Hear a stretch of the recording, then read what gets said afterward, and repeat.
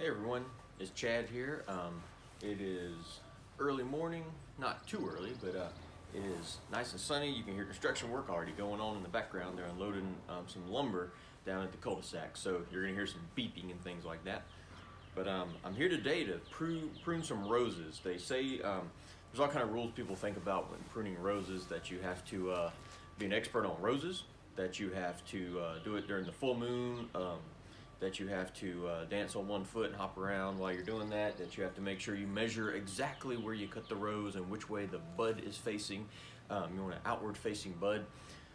You really don't have to worry about much of any of those things. Roses are pretty hardy, especially if you're getting the most popular ones like knockout and drift roses. So they're easy to do, but there's a lot of misconceptions about how difficult they are nowadays. It's not like you think of roses back in the old days. However, just to give you some background, I didn't do anything with plants for years and years and years. We had a house in North Augusta, and I can remember my wife telling me when we moved in to trim back some plants and cut them to the ground, and I said, so you want me to dig them up? Because, I mean, that'll kill them. And she said, no, it won't kill them, it'll make them look better. And I said, no, you're cutting them to the ground. They look nice and big right now. Sure enough, I learned a valuable lesson when we did that, which is that you trim plants so that they flower more, that they have a better shape, that they're healthier. You're cutting off dead and diseased stuff, and sometimes you just need to start over almost from the ground up. And so you definitely want to trim your roses, otherwise they're just going to grow and grow, and they're not going to have as many flowers on them as either. And it just makes it healthy. A few things you want when you do trim your roses, I have here in my pocket. Pruning shears. These are actually brand new. I usually just buy the not too expensive kind, and once a year or so get a new pair if my other one gets dirt and stuff like that in it. And then I found these the other day looking at gloves at Home Depot or Lowe's. These are for roses. They go up your arm, and if you noticed in the last video, it was roses. They have thorns all over them, so they're catching all over my jacket. They'll poke holes and stuff. They'll make you bleed, and a lot of times I trim roses and come out here and touch them up during the summer, and I'll have little drops of blood all over my hands and my arms, and I just don't care. But I found these gloves, and many times I do wear some type of glove, but I'm gonna put these on today, try these out, and they go up your arm, so that's nice as you're reaching in there. But so we're gonna, behind me here, this is almost all roses. I want to add some other stuff this year in the flower bed, but mostly roses. And right here we have knockout roses. And I'm going to tell you real quick about the knockout roses as we start to trim them. But I got these knockout roses about 3 years ago, I believe. Those are the first roses that I ever bought. And we wanted to do something up at the front of our cul-de-sac, just at the front of the driveway. So I cleared out all of it. It was just nasty looking. I put the roses down, and after I put them down that evening, I realized I forgot to take a picture of it. So the next morning I went out, kind of like this, and I said, I want to get a picture of those roses because several people have stopped by on their golf carts and told me how pretty everything looked. And when I walked out there, I said, man, it must have rained last night because there's no flowers on these roses anymore. And they had plenty of flowers the night before.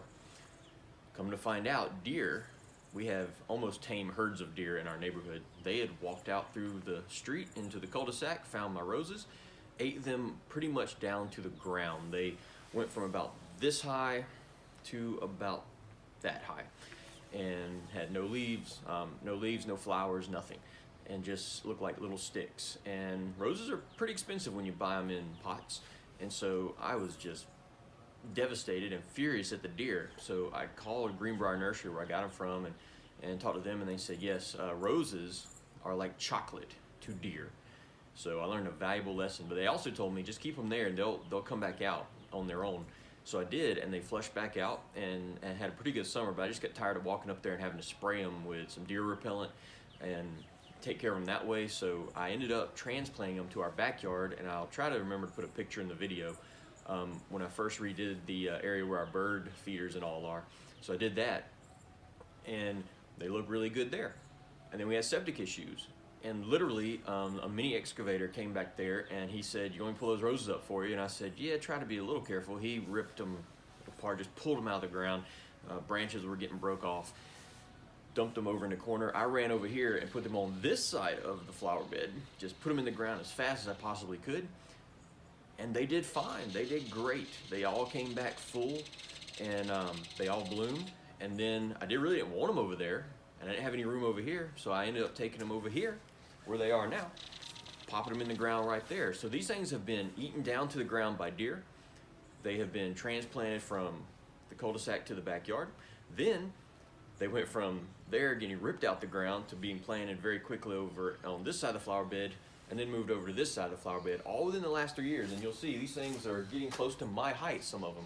And that's what we're gonna do today. So knockout roses, which are what these are, they're double knockout rose. These are the red and the pink ones. These guys are really hardy. You really don't have to do hardly anything to them. You don't have to deadhead them if you don't want to during the summer. I do, but you don't have to. And they grow pretty much like weeds. So anyway, that's that. We'll look at them a little closer now. So these are the knockout roses, and when you're pruning roses, you kind of want to do it in a few steps, and it's pretty basic, and it'll kind of help you as you go through it to see the shape of it. But you want to first just look around and see if you see any dead canes. This is a cane, just this part of the rose. You want to look around here, see if you see any dead canes. Now these are knockout roses. They're pretty healthy. They don't even have a lot of dead canes on them down here. Eventually you'll want to take out as many of these leaves and stuff like that as you can too. Kind of clear this area out, but anything that is dead first, you want to take that out. So if yeah, I don't see hardly any dead stuff, and that's good. Second thing you want to do, any diseased canes or any really small kind of sad looking canes. This guy right here, it's pretty thin, so I'm just going to take it completely off right here at the base and start over with that. Once you do your dead and diseased and really thin canes, anything that's growing kind of like, for example, right here, this one's growing just rubbing against this one. You want to kind of make sure you don't have that either, where they're just rubbing each other. And then you want to kind of make sure none are growing into the middle, just kind of through everything else. So, but literally, I'm telling you all that. On the other side, I could say, well, let's see here. I want these roses to be about the height they are now, so I'm going to cut them down to about just over a foot, maybe a foot and a half off the ground. And I could just go through there and just chop them off right in that that distance, about a foot and a half off the ground. And they're going to usually over double in size, almost go up to this high from even a foot off the ground. So this is how tall they're going to get by the end of the summer. And I said this is almost my height, some of these roses. But I just go through there and do that. When they tell you about trimming them, these right here, these little, oops, here we are, little buds right here, usually you go right above one of them if you can find one near. They talk about outward facing. What they mean by that is this one's coming this way towards us. The one right here is going in, so you want out versus in, but you don't have to even do that. Like I said, you can just be very brutal to these guys and just cut them down however far you want. And then if I want them a little higher, just don't cut them quite as far back. So we're gonna do a few of those. So once again with these, I want them pretty low. So I'm just gonna go down here. I'll find a bud, and then I'll cut. Whole thing coming off right there. You might go, what you're doing? You're killing it. No, we're not. This thing's just gonna have even more blooms down at the bottom, and it's gonna be just this tall again in just a couple months after it starts going. You can do a little bit at a time too, and as you kind of see where you're, once you kind of get this top part cleared off, you can shape it as you see fit.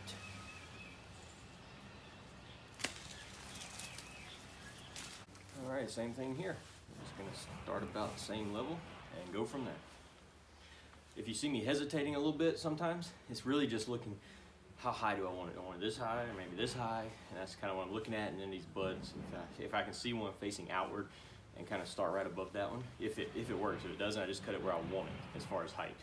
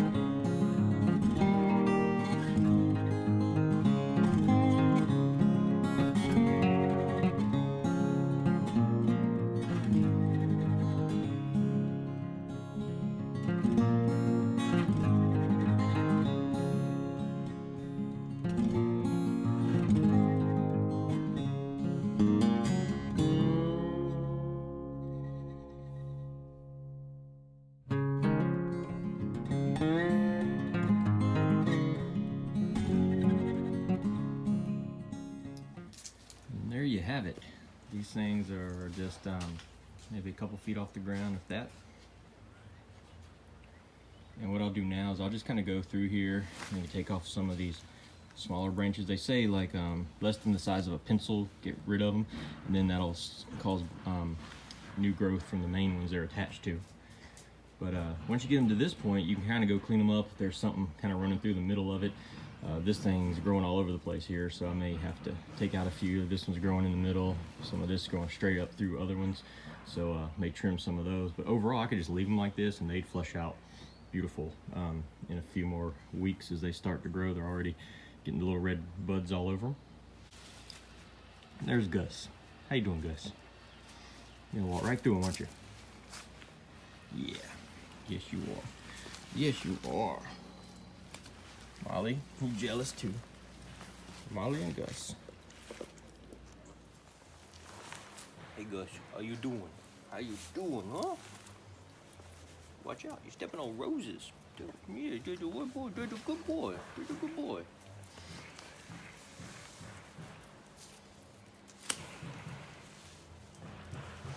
Mollie says, I heard that, didn't you, Mollie? Didn't you, Mollie? Yes, you're a good girl. Yes, I know it. She demands attention.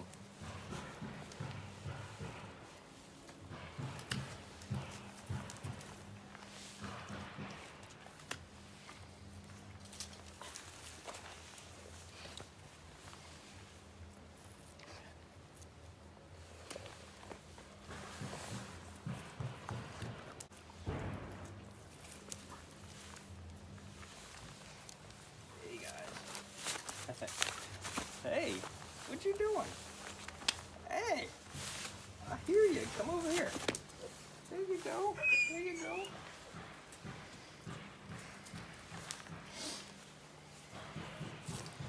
Mollie's gonna sit in my lap now.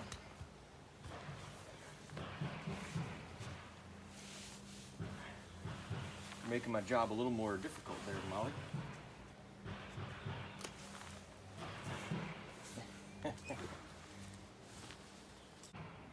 Let me give you some thought processes here. So we have a drift rose. I've cut it back pretty heavily. These things took off this past summer and they would literally take over all the ground in here, which may sound good, but I want my other roses not to have them pushing against them. I want a little bit of space. And also these small bushes in the front here, I don't want them completely smushed. So looking at this cane right here, you'll see it's a nice healthy cane. You're like, well, I don't want to mess that up. But you don't want all the rose's energy right in here on the tips, because what's going to happen is they're going to make very small flowers, not a lot of them, and they're going to be heavy. So when it rains, they're just going to droop down, break off, and it's just not going to be a very good look.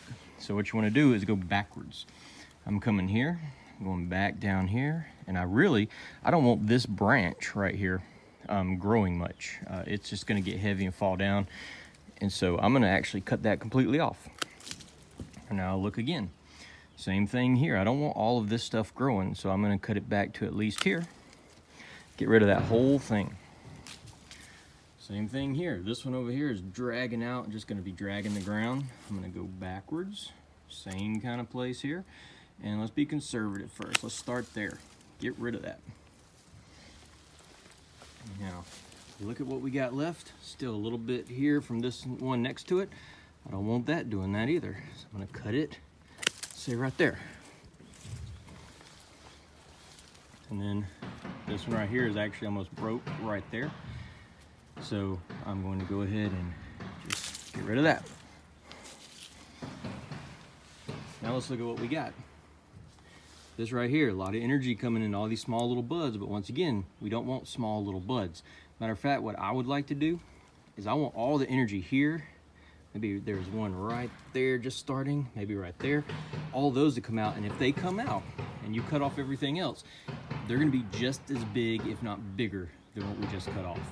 Just one of those could be, because they'll have these huge runners that come out and really healthy, lots of flowers, really big. So I'm gonna take this right here, I'm gonna go back to this one, cut right in front of it, just like that. You don't have to worry about 45-degree angles and all that kind of stuff.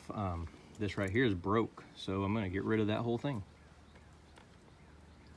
And this is one of those things where the more you cut, the more you see. You just observe, see what you got going. Once again, this thing here, way too much stuff going on. I want to reconcentrate to here. So what I'm going to do is cut it off right here where it's still large.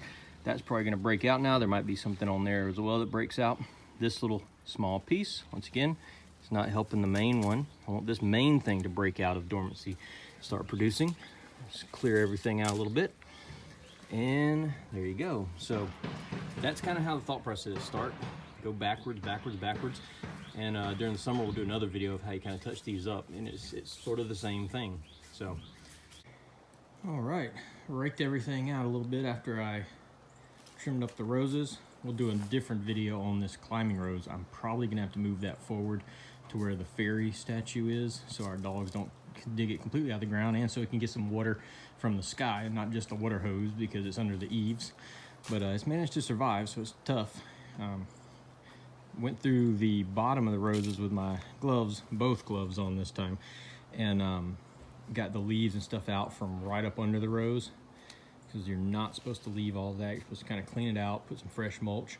I'll probably put some compost or something, a light layer of compost over everything. Everything looking much neater, and we'll have a video too about trimming these climbing roses and getting them up on the archway right there. That's a little bit different once we move the Carolina jasmine. And then rose trees. Rose trees are a little bit different. You want the shape of the rose tree. Just slightly different, but not much. But anyway, that's all for today. If you guys enjoyed this video, or if you learned something, give it a like and feel free to subscribe. We'd appreciate it. And I hope y'all have a great day. Bye-bye.